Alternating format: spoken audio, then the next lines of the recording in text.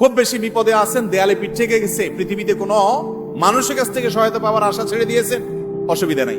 এই তিনটা আমলকে আপনি নিজের জন্য বাধ্যতামূলক করেন, ইনশাআল্লাহ তাআলা হেফাজত করবেন। জীবনে বহুবার আমি আমলটা করে দেখেছি। কঠিন কঠিন বিপদে আল্লাহ তাআলা কিভাবে উদ্ধার করেছেন আমি নিজে অবাক হয়ে গেছি, সারপ্রাইজড হয়ে গেছি। নবী করিম সাল্লাল্লাহু আলাইহি ওয়াসাল্লাম বলেছেন, তার যে কোনো বিপদ থেকে বের হওয়ার জন্য আল্লাহ তাআলা নিজে পথ দেখায় দেন। এমন ভাবে পথ দেখাবেন সে কল্পনাও করবে না। বহুবার আমল করে দেখেছি আমি, হাতে হাতে পেয়েছি আলহামদুলিল্লাহ। কোন বিপদে পড়লে দোয়া ইউনুস খতম করে দোয়া করা যাবে কিনা?